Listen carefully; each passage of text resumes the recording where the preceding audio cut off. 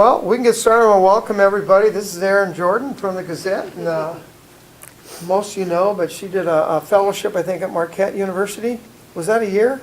Yep, it's still going on. It's still going on, okay. With studying, I think, water quality in the Mississippi River, and I read a lot of those articles, that big article you wrote, and it's kind of interesting. I was talking earlier about what all the other states are doing and their challenges and struggles, and what they aren't doing. So we're not alone in that effort. So anyway, well, we'll get right into it, and you can talk for a while, and then I think we'll have some discussion. And also, she had 3 students that helped her with this project. Are they still helping you then? Or? They are. Yep. Good. Yeah. That's good education for them, isn't it? I think so. Yeah. Well, yeah. Just did a Skype meeting with one of them today, and so we're kind of continually working on projects. And good. Yeah. Okay. Well, let's get right into it, and thank you for coming. And she's going to talk a little bit about what she was doing, and then we'll ask some questions. All right. So I've been a reporter now for almost 20 years. The largest share of that, I've been at the Gazette. I worked at the Gazette for 3 years. Then I went to work at the Des Moines Register for about 6 years in the Register's Iowa City Bureau. And then I came back to the Gazette in 2010 as an investigative reporter. And as part of that, you know, lots of times investigative reporters are always looking for data, for numbers and regulations, and how are regulations being followed. And as part of that, I feel like I was reporting a fair amount on environmental issues, whether it was like oil spills or fish kills or beach closures because of bacteria levels. And it really started to impress upon me how big of an impact we as humans make on our environment. And that's not news to any of you here in this room, because that's obviously an interest of yours. But as a reporter, it just really started to hit home what our impact is on the world. And water quality seems like it kind of has its epicenter here in Iowa, because we are so reliant on our agricultural industry, not just for the farmers, but all the businesses that kind of go along with agriculture, the seed providers and the manure, the people who apply manure, and the people who make the metal that goes into the animal confinement barns. There's just a lot of industry that goes along with that. And a lot of that is kind of supporting the type of agriculture we have built in Iowa in the Midwest, the corn and soybean culture that we have. So there's not a lot of interest in the industry in dramatically changing that, because that's what the whole business is built around. So anyway, last fall I applied for a fellowship with ProPublica to study water quality. And the reason I applied for that was because Robin Cash sent me an email saying, you should consider applying for this fellowship through ProPublica. And I did. So I wanted to focus for a year on looking at water quality, both here and around the region. I did not get that fellowship, but I thought, I've already got this decent proposal. Let's look and see what else is out there. So I found a fellowship that was offered through Marquette University in Milwaukee.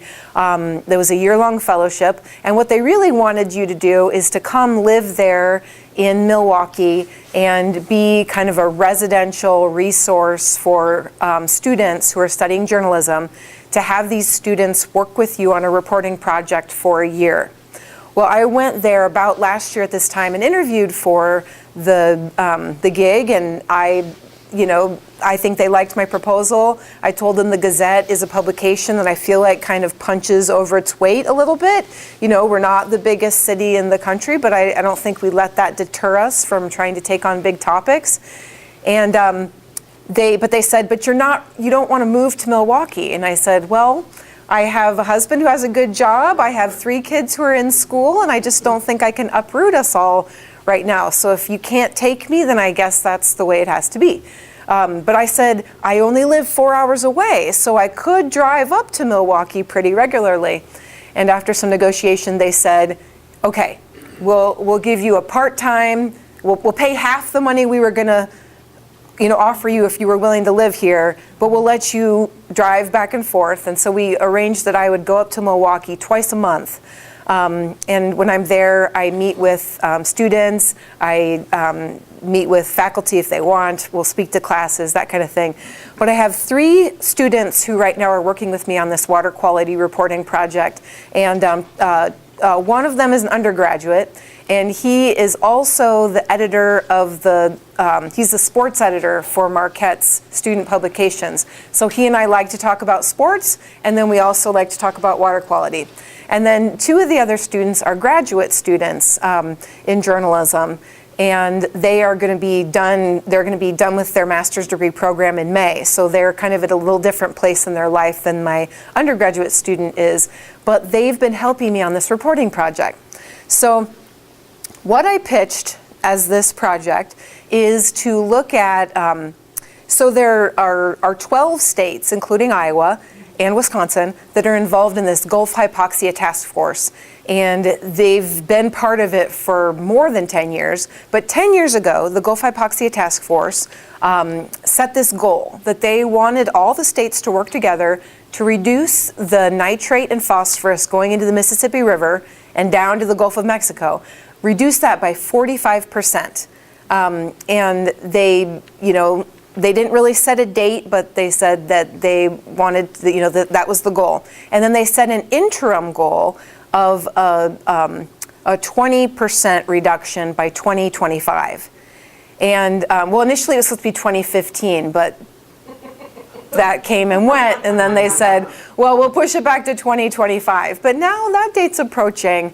So our first story that we reported on, which was December 2nd, was kind of a 10-year report card. After they made this goal in 2008, that they were going to try to reduce this by 45%, and they had all the 12 states signed on, how are they doing, toward those goals?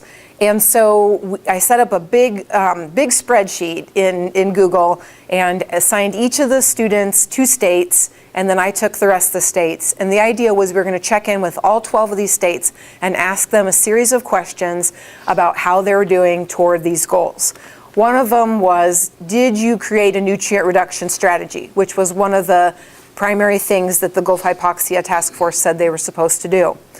Well, all the states have something, but 2 of the states just have a draft. So after 10 years, they just have a draft nutrient reduction strategy.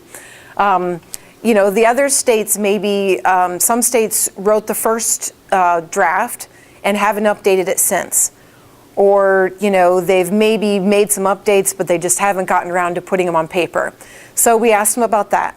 And then we asked them whether they had baseline figures for the amount of nitrate and phosphorus they were sending into the river to give an idea of, can you even tell whether we've made an improvement? Like, do you know where you started so then you know where you've gotten to? And I think there were like 2 or 3 states that had baseline numbers of the 12. Iowa was among states that did establish baseline numbers. So that was something that, I think that is something to be proud of here. But a lot of the states, including Iowa, could not show any improvement whatsoever. The states that had the baseline couldn't show improvement. I think Illinois saw some reductions in, trying to remember now whether it was nitrate or phosphorus. They saw reductions in one, but then the other one went up. So it was kind of a wash. Iowa hasn't really measured whether from that baseline, whether things have improved. And part of the thing that was tough as reporters to tell whether there had been improvements is a lot of states, I think, started to realize that it was going to be hard to show improvements. So they kind of started changing the metrics that they were using to evaluate it. Now a lot of states, including Iowa, are using in Iowa they call the logic model. And what they say about that is, like, if you're growing X number of acres of cover crops, or you have implemented X number of wetlands, they know that each of those conservation measures, if implemented, would reduce nitrate by X amount or phosphorus by X amount. So they kind of use like an equation, a model, to determine how much that would be reducing nitrate or phosphorus. The problem with that is it's only looking at the improvements they're putting on the land, not things that might be detracting from the overall number, like the increased acreage of underground tiling that's going on with farming. You know, the tubes that whisk the water away from the fields to the creeks are just whisking nitrate and phosphorus that much faster to the water bodies. So the logic model doesn't always equate for those other practices that are happening. So, you know, that was one thing we found as reporters. It was really hard to tell whether these states were making progress. But we thought that was one of our biggest conclusions of the story, is 10 years in, the states largely can't tell whether they've made any progress. So, you know, as part of this, we got to talk with a lot of officials in a lot of states, and the students got a lot of great experience. Sometimes they realized that you might not always get like the straight answer, or you might get someone who sends you 5 different places, not necessarily like they're trying to send you on a wild goose chase, but you have to go on the wild goose chase to get to the answer. So I feel like we, including myself and the students, learned a lot. And we published that report December 2nd. You know, I think our headline was "Treading Water, Underfunded and Unfocused. This water quality effort has shown little result." So as part of that, we got to do some stories based in other states. We went to Louisiana in August. I took a student, the undergraduate student, to Louisiana. We met with some experts in Baton Rouge, talking about how the process they used for measuring this dead zone in the Gulf of Mexico. It's this huge zone about the size of New Jersey this summer. They measured every summer, where the oxygen levels are so low that wildlife either have to swim away or they would die. So sometimes wildlife get trapped and they do die because they can't get away from that hypoxic water. But it also makes it very difficult for shrimpers because they either have to shrimp inland of the dead zone, and then they're all competing over shrimp in this small patch of water, including sometimes with sharks. They said sometimes sharks will be in this zone and they'll like tear at their nets or things like that, or they'll get a lot more other fish that then they have to dump out of the nets, which takes time and is hard on their profits, or they have to pay extra to get the offshore shrimping permits that allow them to go farther out to sea to catch shrimp. So we met with some scientists in Baton Rouge, then we met with an environmental organization in New Orleans. Then we drove to Houma, Louisiana, which is a smaller town, but it was where they were just happened to be holding a major meeting of the Louisiana Shrimp Association. So John and I went into this meeting room. There were probably over 100 shrimpers there, and they were really fired up. But they were not fired up about the dead zone. What they were fired up about were shrimp prices. Shrimp prices are really low right now because there's a lot of farm shrimp coming in from Asia, and there's different rules for that, but yet it's kind of competing in the same marketplace. And so this American caught wild shrimp essentially is being sold at the same prices as these shrimp from Asia. So they've lost lots of people in the profession. It's been a very difficult time. They also have environmental restrictions. They have these new devices they have to put on their ships that kind of are attempting to keep turtles out of their nets. Those add like a different cost to their operation. But the dead zone is part of it, and we talked a little bit about that as well. So we had this really great experience getting to report directly from Louisiana. We also went to Minnesota and talked with some farmers there about, Minnesota's been one of the leaders in terms of putting some regulations on agriculture. They implemented a 50-foot buffer law last year that you can't plant within 50 feet of streams or creeks or rivers. You can, there are some exceptions, like if you're doing enough other conservation practices to kind of offset that, there's some way around that. But Minnesota's really been pushing the envelope a little bit. So we went to Minnesota and talked with some farmers near Blue Earth, Minnesota, a little bit about how they felt about that. And then we toured the Mankato water treatment plant because they're having to dig a new well, which is between $1 million and $2 million because there's so much nitrate in the river that they draw a lot of their source water from. So they use their source water both from these deep wells that they drill and from the river, and just the balance of the water is getting, it has too much nitrate, so they need to kind of dig a new well to kind of balance that out. So we had a good reporting trip there. One of my students who lives in Milwaukee, he's from there, he did a story himself going up to Green Bay, Wisconsin. They've had some nitrate issues there, algae, huge algal blooms during the summer. He reported on a restaurant there that basically had to post a notice saying that they couldn't allow pregnant women and children to drink their water because the nitrate level was too high in their private well. So she also had to, as a business, dig a new well, because of these high nitrate levels in that area. So really trying to get at what the impact is of this water quality issue on businesses, on people doing recreation, things like that. So that was part of our package that we ran in December. And I've kind of been blabbing here. I'm just going to pause. And did anyone have any questions so far? What do the farmers in Minnesota think? Because maybe that's what I read. There was some pushback, whether it was an overreach or governmental overreach, or in terms of finances, is there a cost share? Because a 50-foot, there's some money involved, obviously, for farmers who can't plant. How do you have any idea how they work with some of that up there? Or? Well, I think that they were just. Initially I think the governor proposed it and they didn't like how it just came out of nowhere. Mm-hmm. But then I think Robin? Oh, no. No, I was just thinking about Leland's question. I think they have watershed management authorities, and they have taxing power, so that may be where some of the funding comes from. Well, and the farmers we talked with, they were able to reduce their buffer strips from 50 to 16 because it was because they were doing no-till or strip tilling, so they weren't doing as much tilling.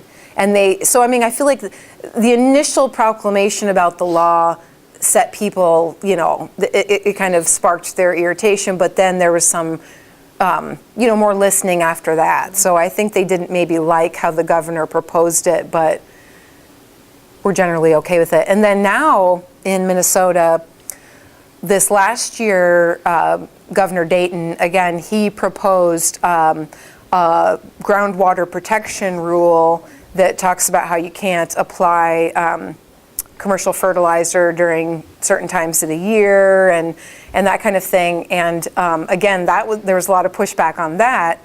And Republicans tried several bills to head it off, but they couldn't. And so then they implemented this kind of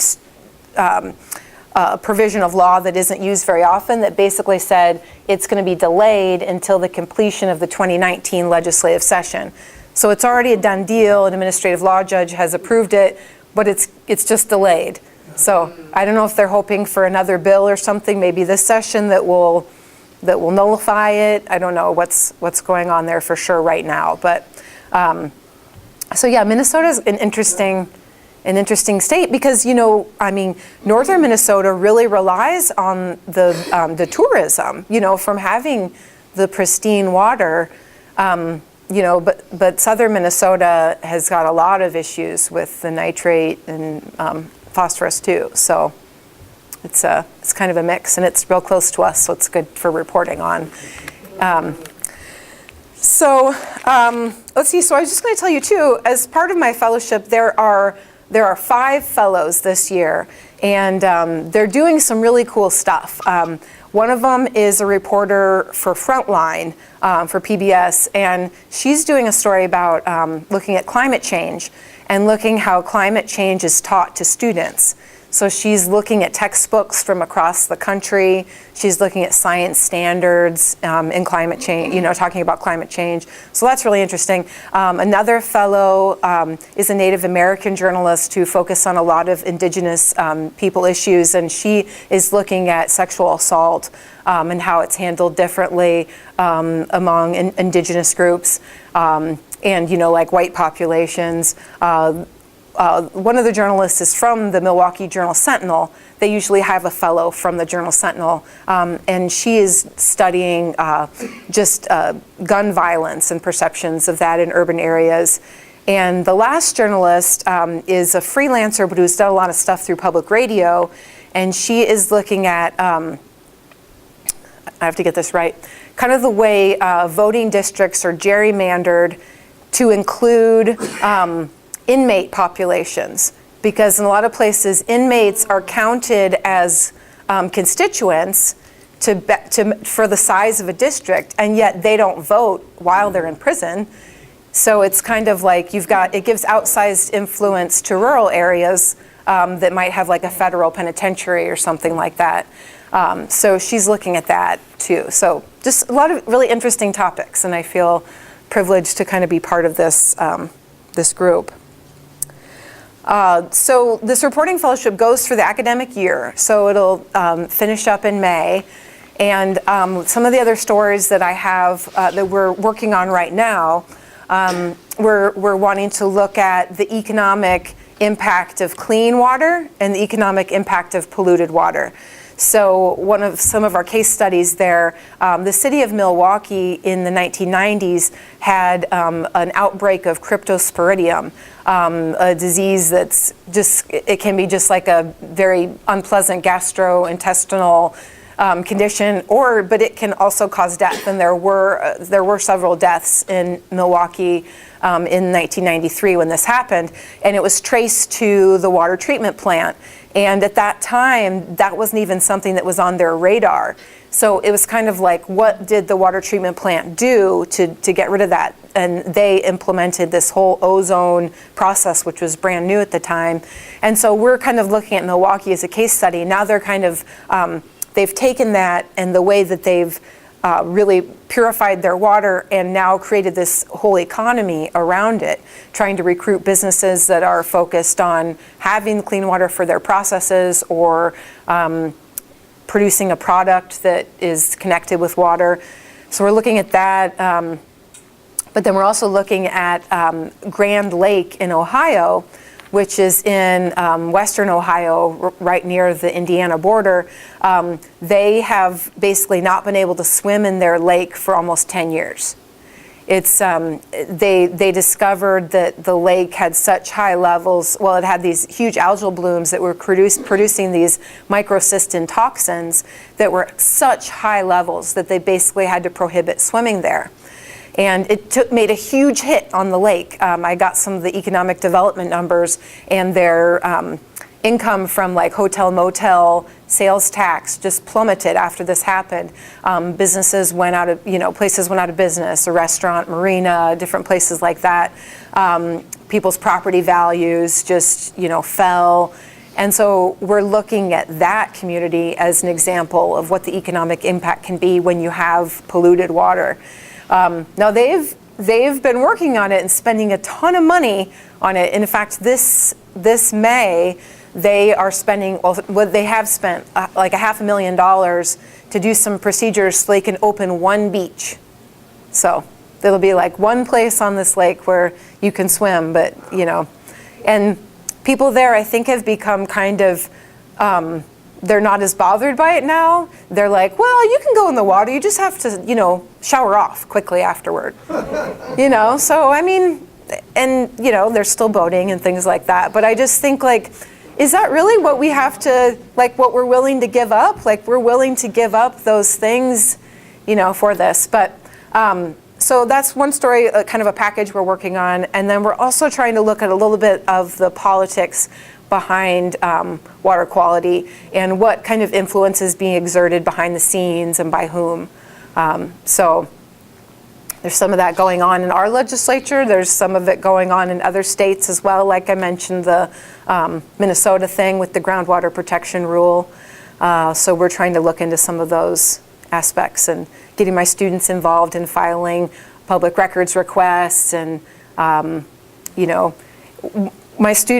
of my students, a graduate student, he and I went to the Milwaukee water treatment plant, and they told us they would give us a tour, and sure, we could take pictures. They seemed real open. We were really excited to kind of go there. Well, then we got there, and apparently he'd talked to someone else, and we couldn't really take photos. And when I wanted to take notes on the tour, he told me he just really would prefer I didn't take notes either. And I thought, well, how am I supposed to remember all this very technical stuff if, I just, So anyway, those are things that sometimes reporters have to work through and not lose your cool about, and try to just learn what you can from that source, and then maybe try to get the information elsewhere. So we've been working through these things, and it's been really interesting. Seems strange that they would even give you tours. Well, If they're not going to let you take pictures or make notes, why even have the tour? I think they're really proud of their water treatment plant because they did spend this, they really overhauled it. And it's a beautiful water treatment plant. That sounds weird to say, but like we went to the Mankato water treatment plant, and it's really noisy. There's a lot of churning and, whatever. But you go to the Milwaukee water treatment plant, and they just use gravity. They bring the water in directly from the lake, which is actually a pretty clean water source compared to some of these rivers that you might get the water from. They bring it directly in. The water goes through 3 feet of anthracite and sand. So the filtration gallery, which is just a beautiful phrase anyway, the filtration gallery just involves the water just quietly, going through the levels of sediment, kind of like it would in nature. And it was built in 1938, and it's all this like gorgeous, like pale green tile, and it has it's almost like an Art Deco style. I mean, it's just yeah. I said this looks like a old train station you'd see in the movie, because there's these little wooden booths where that used to be. Those were the only place that were heated in the filtration gallery, so the staff would kind of huddle in these booths. Well, now it's all heated, but they still look really neat. So I think they're sort of proud of it, but then they're also worried about security. Like they wouldn't tell us how far out in the lake they draw the water from, because I guess they don't want someone to go out to that area and dump something. I don't know. Big concern. Yeah. Yeah. And I mean, that's the thing, like if they explained that to us, we would certainly not. It's just, there just wasn't very much trust there. There wasn't very much but they don't know us, so maybe that's why, but it's just hard to go into an interview with the sense that they don't trust you from the get-go. But I think that's a hard thing about our media environment right now, is reporters don't have, people don't trust the media as much as they once did, and maybe the reporters don't do enough to earn that trust. So. Who'd you talk to in Iowa? Well, we talked a lot to the DNR, to Adam Schneiders with the water quality, or the water division. I forget what his title is exactly. We went out to the farm of Kurt Zingula here in Lynn County, and he showed us the saturated buffer that he has, which is one of the only ones in Iowa so far. Which, if you're not familiar with that, so the buffer strips, like we were talking about in Minnesota, are just an area of native plants. Thank you. Exactly. But the problem is, if you have the underground tiling, all that stuff doesn't really do any good because it just goes underneath it. So the saturated buffer is like an underground repository where the tiles feed into it, and then it's kind of fed out into the riparian area.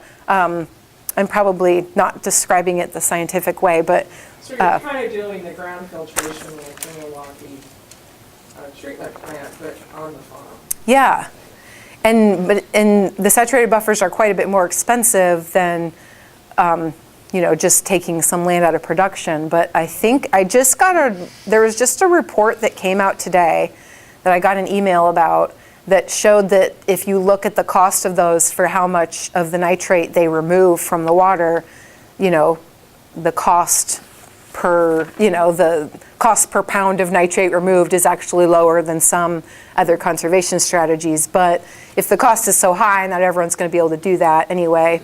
But and he's kind of unique. We've had him speak here, he's very well versed, but he's also one of the people willing to spend money. I think he spends money on trying to do conservation practices. Yeah. So. And there is money available, like in the Cedar River, the Middle Cedar Watershed Project, they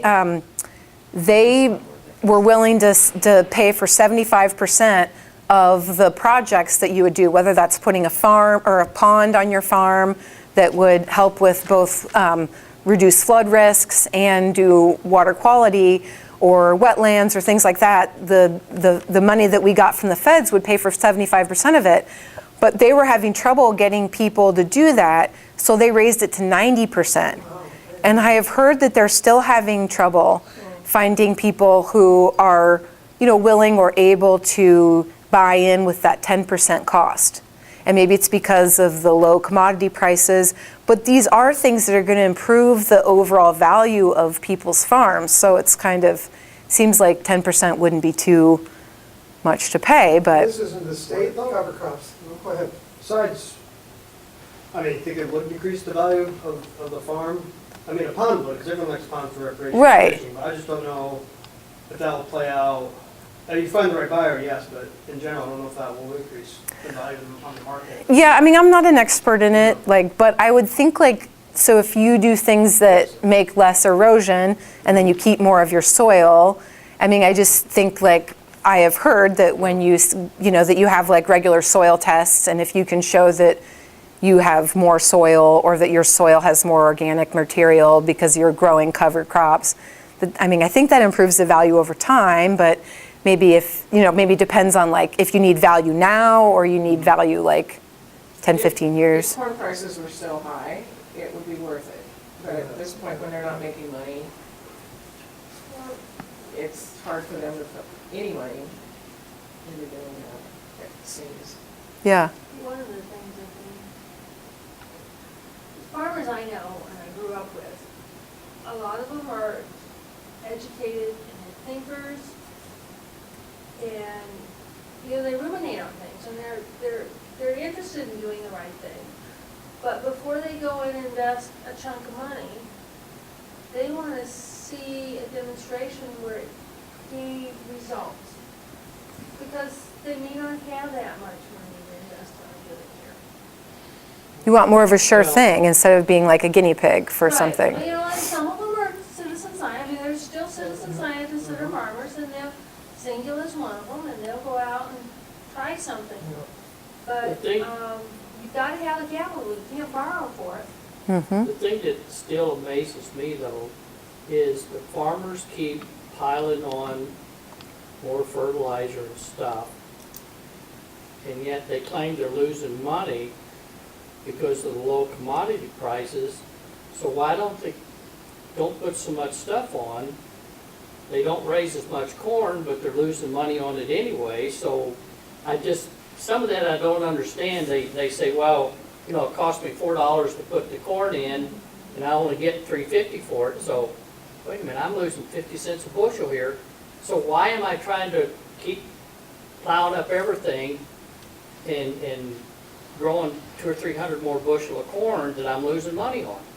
I never quite seem to understand some of that thought. That's not the model today. Since 1982, they've been working really hard at, the electrical engineer in me turns everything into a transfer function. And farmers were starting to think like that. So I've got all these inputs and I'm going to have outputs. And today the technology that they've got available to them that they use, they know. They are still putting on. As they harvest, how much they're getting off of it, and they know, they go back and they match their inputs to that map. I know they're doing a lot of that, but it just doesn't seem like Well, there's there's enough something- of that going on. There's sunken costs is what's driving it so expensive, land and machine. And then your input costs, Chemicals, very expensive. Yeah. sure, Inputs are very still got expensive. the plant, 'cause you got. But there was a just the report out study- of Northwest Iowa, was it just this last week, about not only are they putting chemicals on the field, but the CAFOs are putting manure on the field, and yet they're adding the Yes. chemicals too, when they're tripling what they should be putting on the land. I was going to point to that study that was just done out of the U of I, saying that the manure rates in those two watersheds in northwest Iowa, just right up in the corner around Sioux County and Plymouth County, they were more than double And I think in one of them, they were close to triple the recommended nitrate application rate for Iowa State. And it's because they've built so many CAFOs there that it's not economically viable to haul the manure too far. So they have to keep the manure close to the animals. And that's why, and so even though it's expensive, it's more expensive to haul the manure too far away. But then you think, why would you then buy the commercial fertilizer? And I mean, they have sales figures by county, and it shows that those sales figures are not declining based on the manure that they have supplied nearby. That's where DeCoster started though, so. If you know who DeCoster is, he started, when I was a naturalist up in Northwest Iowa, exploits were beginning. Yeah, Ramen. One of the things that I wonder about, and I don't hear much discussion of, is what is, you talked about the industry that's built on top of the farmer's labor. Are they putting money into remedying the nitrate, phosphate runoff stuff and the effects of herbicides and pesticides on the environment? Is there any money coming from them, or is it all taxpayer dollars that's doing this? Well, when I did a story in April of 2017 about the Farm Bureau, at that point in time, they were sitting on like a huge cash surplus because, they make profits from the insurance, and then they had also tried to build a bigger nest egg because of a kind of a scare the previous couple years before that. But when I asked them, how much money are you putting into the water quality, they pointed me to a number of initiatives, but it was, I won't say it was peanuts because it wasn't, because it was still, but on the magnitude of what they say the cost is going to be for this, it was pretty small percentage. But I bet they were putting more money into the lawyers for the 3 counties in Northwest Iowa than they were into. I don't know. That kind of came after that story, that first story, but I yeah. think until, it'll never happen, but if you get legislation that forces them to start doing stuff, nothing's gonna happen. This voluntary plan that they came up with, nothing's gonna come out of it. You can't make it voluntary. Well, the Gulf Hypoxia Task Force is not doing anything to require things. So the goal they set 10 years ago, there's no, the only threat that hangs over states' heads is that the EPA could establish a total maximum daily load limit on the Mississippi River or the Gulf of Mexico, which would be a huge, crazy, complicated project, and maybe it wouldn't work, I don't know. But they did put a TMDL on Chesapeake Bay, and that has really dramatically reduced the water quality problems there. But the Mississippi would be much bigger and involve many more jurisdictions, but that's really the only threat they have. And just with the current political environment, that's not going to happen. And even under the Obama administration, there was not interest in that. So. Well, I think you probably wrote it, but under the Obama administration, his thought was it's too big an area and too difficult to monitor, even enforce, I think, illegally. Because what's it, 40 states, 30 states drain in there, and so from what I read, he wrote, that's why he didn't do it. It was too difficult to enforce. Yeah, that's what the EPA argued at that point when they had been sued. I think, Robin, you were with Cedar River Watershed Coalition, I think there's 23 million acres, correct me, I think, in Iowa. And I think it's just a few 100,000 that have like done cover crops, so it's went really piecemeal. It's incredible gargantuan amount of crop acres that we need to work with, but it's been really incremental what we've done so far. Regardless of one's view, I'm just saying that's. Well, and I think cover crops are a potential solution. Like some farmers have found a way to make them cost effective. I talked with one near Rhinebeck, and he said that if he can get the cost share for it, which I can't remember if it was, what the amount was he was getting, but that he can reduce one application of herbicides, I think, if I have this right, in the spring, and that offsets the cost of buying the seed for the cover crop. And then that can reduce nitrate. It can over time improve the organic or increase the organic material in the soil, which, in terms of showing results, Steve Berker down in Washington County has been growing cover crops for decades, and he has evidence showing that organic material in his soil has increased dramatically, and that improves the value of his land. Yeah. So the biggest group probably working on that is a soil health partnership. And, we understand, farmers understand the chemical makeup of soil. Like, the fact that many people are that good at chemistry is kind of amazing to think about. Yeah. But soil also has structure and it has a biology to it. We don't know, we can't say to a farmer, you need to bump up your, soil, you need to bump up this soil health to get this benefit. We know in general that it's good, but we can't tell them what to do to get X amount of benefit. So they're doing all these sort of field demo studies to establish that science, which is really young right now.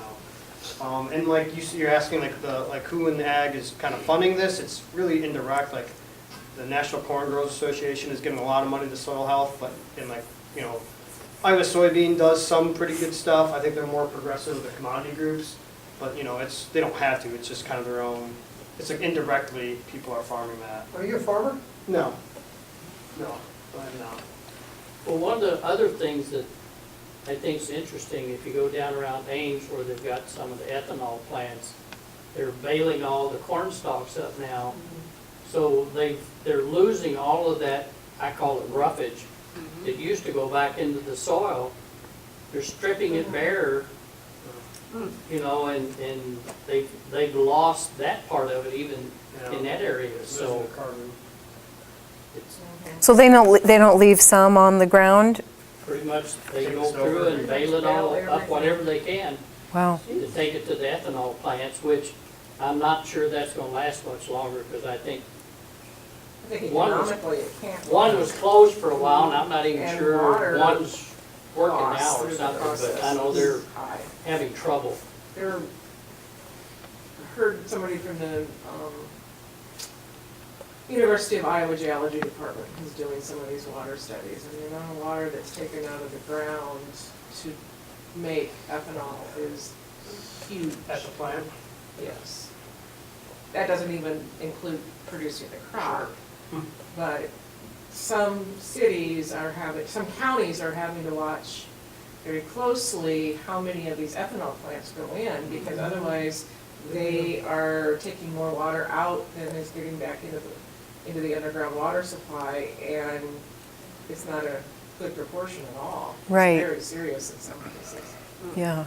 At the Gazette's, at our Iowa Ideas Conference in September, we did a panel about, the aquifer, and they were saying just, that it's being, drawn from at a higher rate than it ever had been before. They're watching it very closely. Because I was at that, yeah, they really are. Yeah. Because they have to They're monitor even that watching to close. see if this ethanol plant will take water from the city. Yeah. If it's gonna suck more water than the city can get out. And it's pretty serious. It is.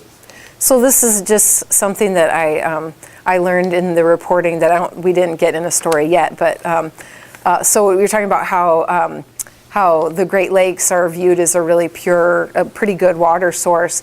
Apparently at one point there were tankers that came and were like hauling water from the Great Lakes to like other places, and they were like, wait a minute, no, you can't just like take our water. So there's, now there's like compacts that deal with, so the city. Except for Nestle that way. Yeah. The city of Waukesha, which is kind of like just a suburb of Milwaukee now, they had to get special permission in order to be part of the Milwaukee water treatment plant's providing area, because they would technically be part of the water flowing in a different direction. So they have all these rules about who can take water from where, Gotta be in the Great Lakes watershed. Yeah, and it's International treaties, it's something I didn't know about, and I thought was really interesting. But being in Iowa without a Great Lake nearby. Have you read Art Cullen this book?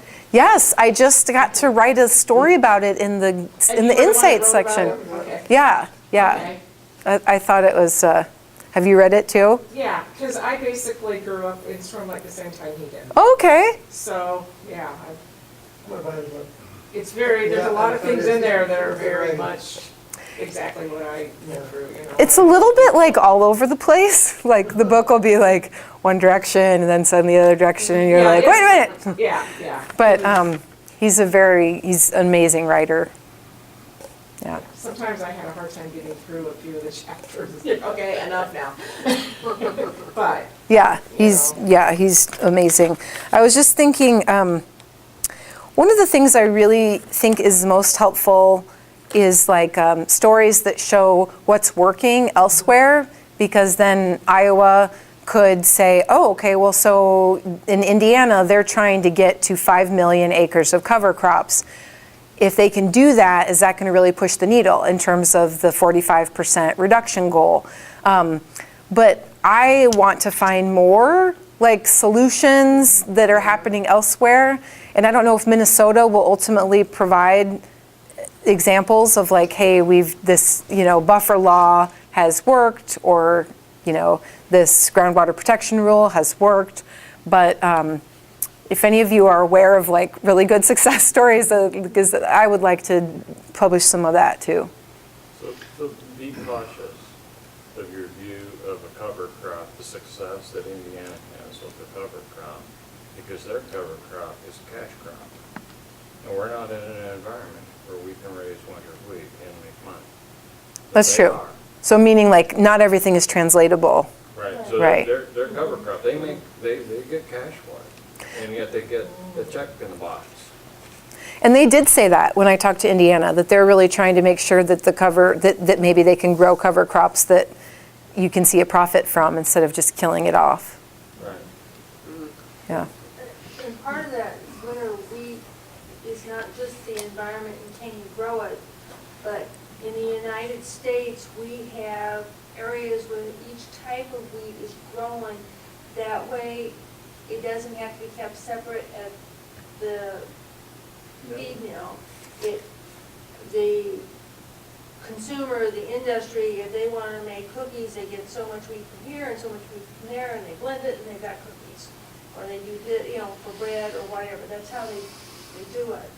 So Iowa, not only is our weather a little bit different, we're on the border, but we're also that buffer zone between those different regions. I think Minnesota, though, is trying to come up with some cover crops it can grow and make a profit at, too. That'd be cool. So that could be maybe more in our climate. I talked to a woman, she was a farmer in towards southern Iowa, and so she's really involved in conserving the land, I think women in farming and all this, but she kind of blew my, because she told me that she was just leaving, it was the Cedar River Watershed Coalition meeting, she was leaving that to go combine, but even she said she takes it slow and easy with cover crops. And I thought that was pretty remarkable coming from her, because she's going to preserve the soil, but it's not just one size, you got to be experimenting and it costs money, so it really is a slow but methodical, but you have to keep working on it and expanding and not just saying we'll plant 100 acres of cover crops. Right. You gotta learn how to. Yeah, this, yeah, grow it. it takes some time and learning how to do it and what time of the season, what works, and it's, so. Yeah. You know, one of the rest stops along 80, there's the by decades amount of soil lost, I don't think I've seen that. and over half of the original soil back was starting. That's kind of depressing. He talks about that in the Storm Lake book, just how much soil we've lost. And everywhere I go, my daughter, family lives in La Crosse, every time we go up there, we see another stream where trees are taken out and more tiling. Yeah. Yeah, Erin, I see some limitations in focusing on solutions and success stories in this way, in that it really does not tie down responsibility for why this continues to happen. The solutions, like one of the guys in the Cedar River Watershed Coalition works for DNR up in Waterloo and was responsible for fostering cover crops, and in a conference call one day he said, you know, we've increased the amount of cover crops 25%. Pretty remarkable. I said, well, how many total acres is that? He said, well, about 600,000 out of 25 million acres under cultivation.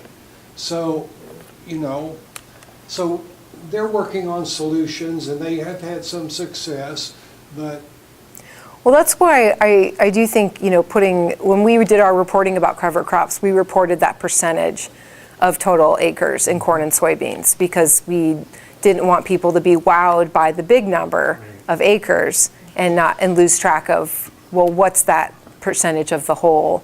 And I think what I like about including solutions journalism in our other reporting is when people get too overwhelmed and say, well, what can we do? Like, it's just such a mess. Like, there's nothing we can do.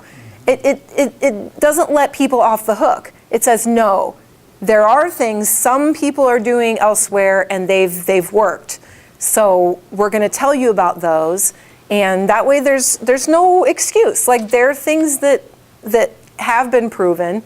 And maybe in this problem, maybe there's not like a one-size-fits-all solution, and maybe there isn't. But I feel like as journalists, we have to look for that because that's, you know, that's what one thing we can do to kind of prevent all of us from just throwing up our hands and getting used to not being able to swim in our lakes. And I think one of the things that Art Cullen mentioned, and it's just one of those basic farming things that my grandfather used to do, is crop rotation.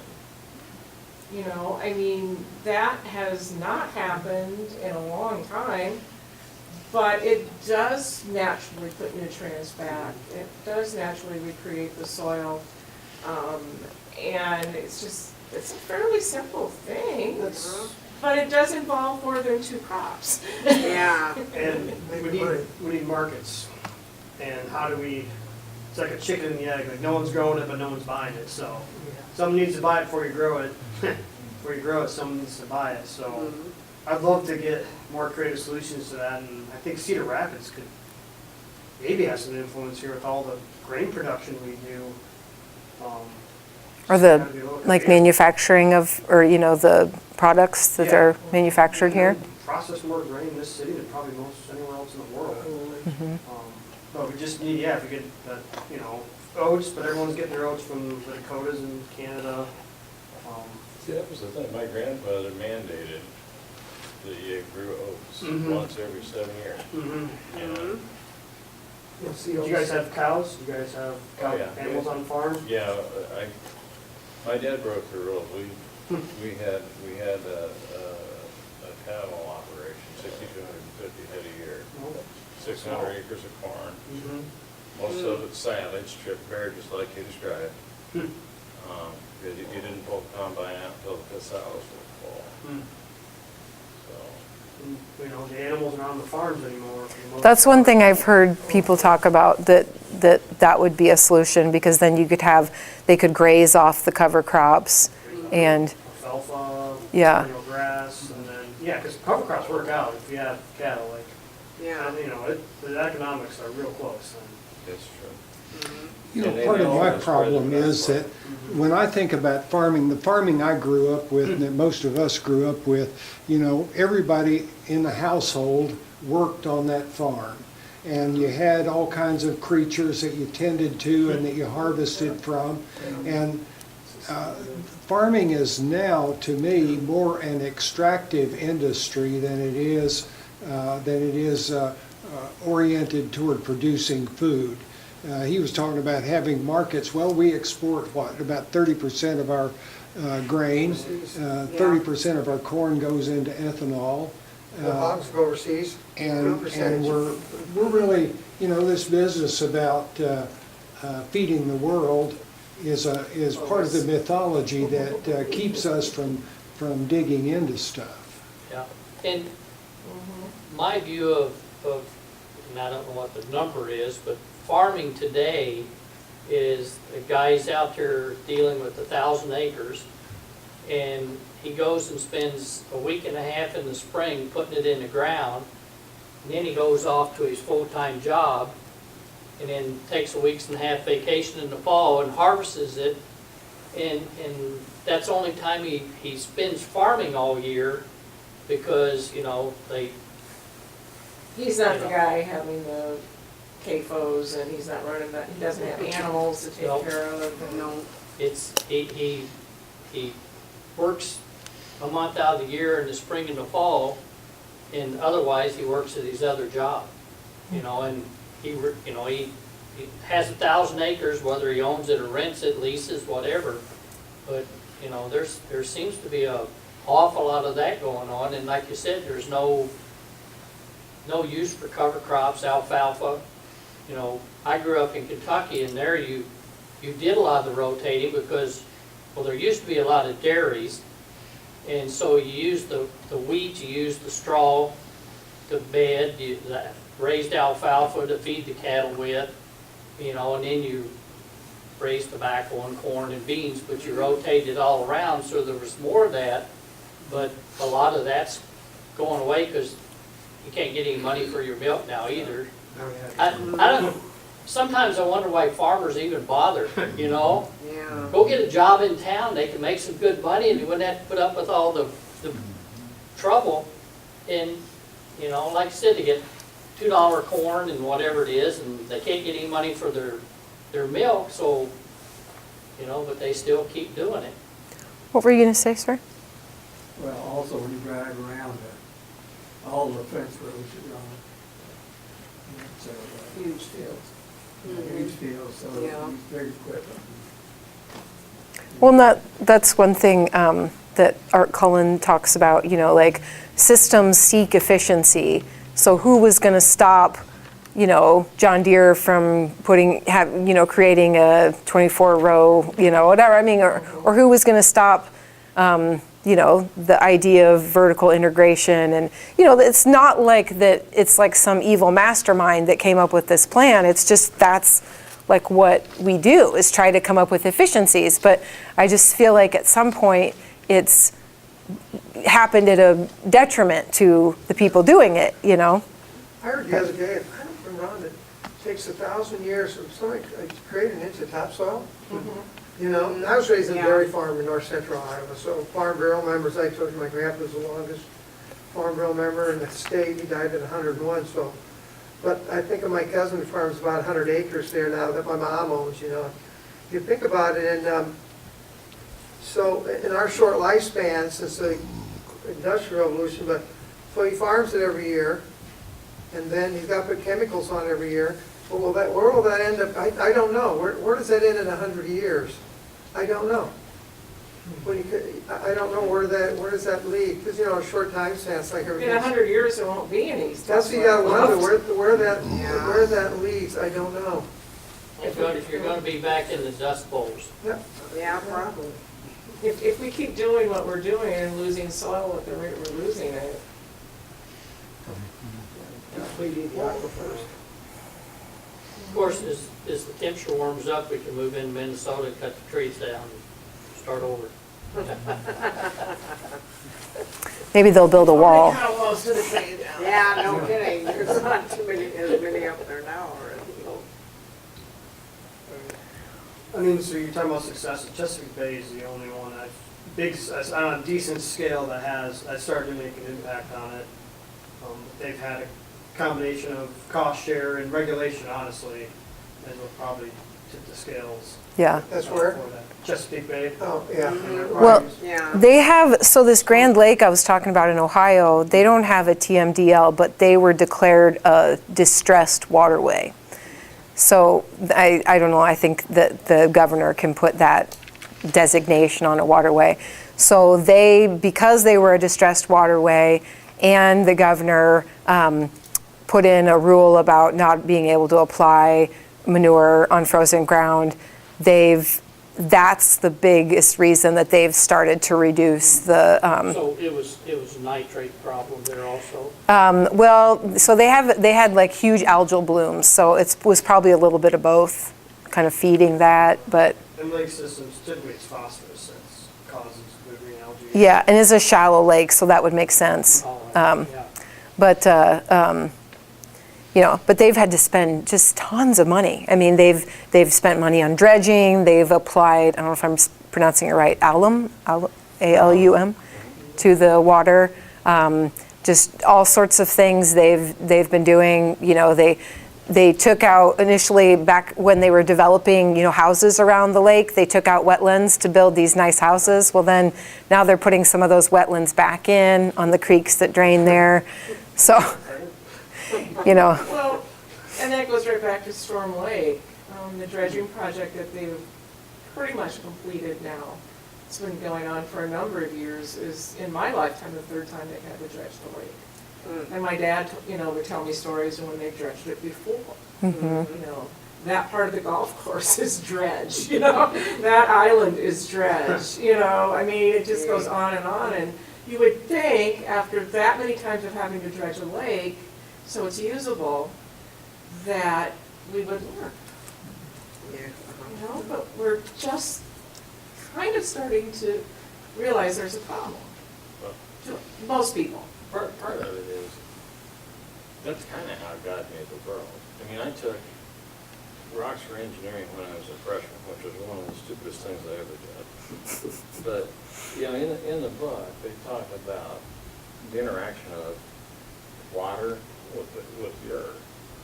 And what happens is that, first of all, water always wins. Even when man tries to defeat it, water still always wins. But it's wherever a high point or a hard surface comes along, that's where the oxbows start coming in. And those oxbows go back around, and God made those things, and they intentionally wash and level the ground. So you're trying to defeat a process that was put there by God, and it's, you know, we're just helping him make it go faster. Accelerating it. Well, and the thing is, with the Iowa Same prairies that prairies. we had, with the deep-rooted plants into the soil, there are many more streams in Iowa today than there were 200 years ago. Yeah, that's good. And the water doesn't stay on the land, it goes off very quickly, it doesn't soak into the soil anymore. It's just a whole different hydrology when we look at that. Well, and it's just like here in Cedar Rapids, when people complain about their yards, they can't grow grass on them because it's clay, because developers take all the black soil off, put it in that big pile over there, To sell. and they get done, they put 2 inches back on, then they sell the rest of it. And the city said, well, we're gonna make you do something different there because you're causing all this runoff. And they go, oh, you're gonna cost us millions of dollars, but We can't do that. it was your dirt. You took it off, put it right back where it was, you know? And it's just, it's all about money, greed. Yeah, Erin, sometimes I wonder why the farmers get in the market situation they're in. You know, like right now, prices are really low. A few years back, they were just, you know, up to the sky. So I wonder, part of the water problems are created by the market, by what happens, how much we plant, and I mean, whether prices are low, you plant as much as you can so you can hope to come out. Prices are high, you plant as much as you can so you can make a lot of money. So well, you that's what just- I was going to say. Like, it seems like, yeah, you can't win with either. But why do we get so constipated at the market level? Who really is, why do we have these surpluses? I mean, it's not, the farmers keep producing, so somebody is creating the surplus at a level beyond the farmers. I don't know, but, you know, and I don't think that's any sort of conspiracy theory, but, you know, like this infrastructure that's been established around this type of agriculture, you know, there's the corn checkoff, you get, you know, the Corn Growers Association gets X amount of dollars per bushel of corn, right? Yeah. I mean, there's the same thing with soybeans, there's the same thing per head of cattle. So like the system in part is supported by maximum production, you know. Risk is subsidized. And then at the end market in the grocery store, all these products that have this inputs, the price isn't going down, it's going up. We still have the cheapest, some of the cheapest food in the world though. So, you know, compared to other countries at our economic level, we still have extremely cheap food. What do you guys think about the ads, the anti-corn Bud Light ads during the Super Bowl? That one just kind of blew my mind. I was all going to Corn syrup. Yeah. Fructose corn syrup. Yeah. So you can't really serve in the schools, because I work in nutrition, where I work, and the Yeah. nutrition lady said, no, don't be serving that. So then you hit the whole obesity thing, and you know. Well, I think we'll wrap this up, and people can stay and visit, and I'm surprised you didn't have a PowerPoint. I'm really glad you didn't. Because we don't have these kind of discussions, so that's really important. I appreciate everybody's input. Thank you. Well, I was going to say, you guys are a really knowledgeable crowd. Like, sometimes I just want to be like, here, you guys talk, because you know what you're talking about. Thank you, and thank you, everyone, for contributing. Thank you. Yeah. Yeah. Oh, thanks. And I have some business cards here. If you guys ever have any story ideas you think